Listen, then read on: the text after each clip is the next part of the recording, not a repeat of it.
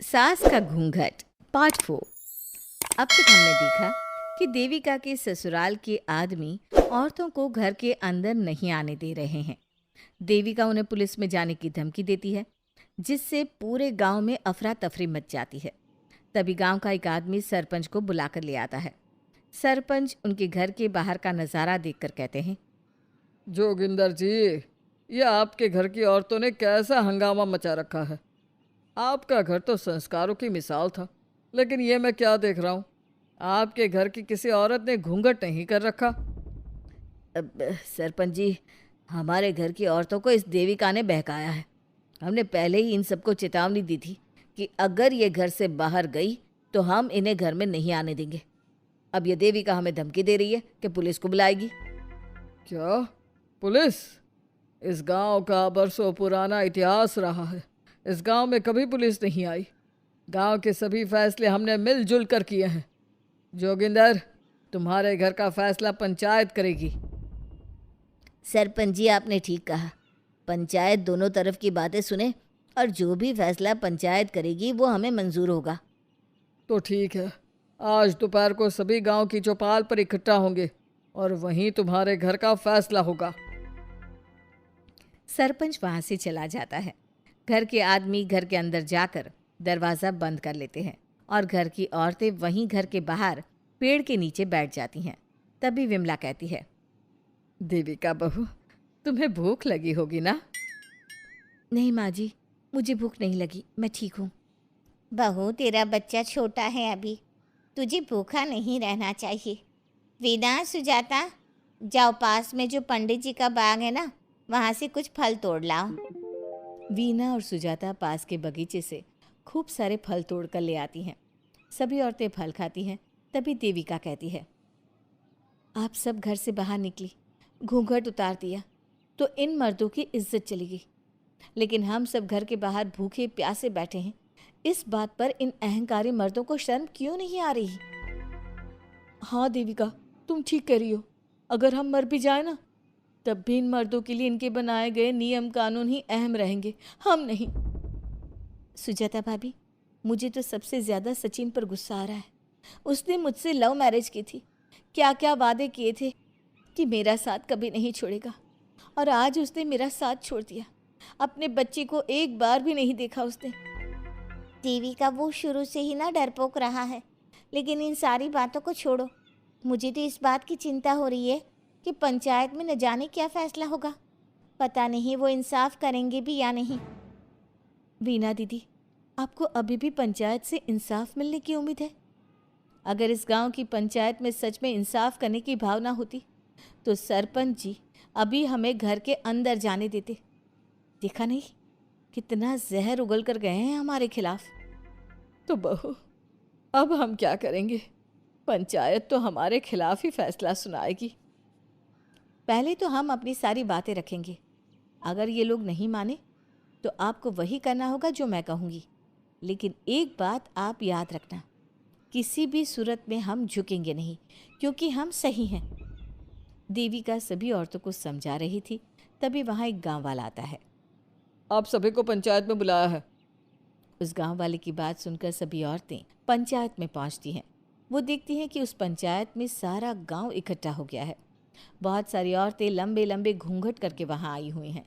तभी पंचायत की कार्यवाही शुरू की गई और घर के आदमियों से पूछा गया कि वो घर की औरतों को घर में क्यों नहीं रखना चाहते। हमारे घर की औरतें ना तो घूंघट उतारती है और ना ही किसी डॉक्टर से इलाज करवाती है, और हमारे मना करने के बाद भी इन सब ने घर से बाहर कदम रखा, हमसे ऊंची आवाज़ में बात की। हमने इन सबको चेतावनी भी दी, लेकिन इन्होंने हमारी बात नहीं सुनी। अब ये सभी औरतें हमारे घर में नहीं रह सकती। अब औरतें अपना पक्ष रखें।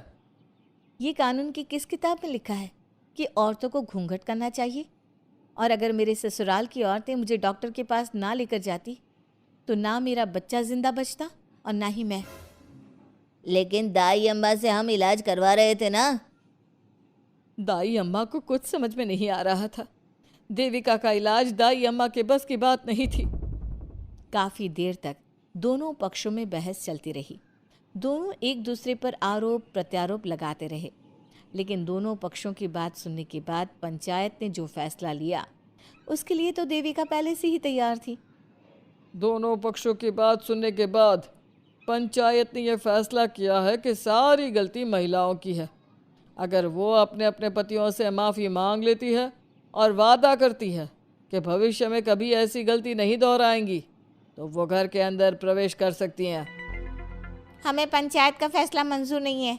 हमने कोई गलती नहीं की जो हम माफ़ी मांगे। और किस बात का वादा करें हम?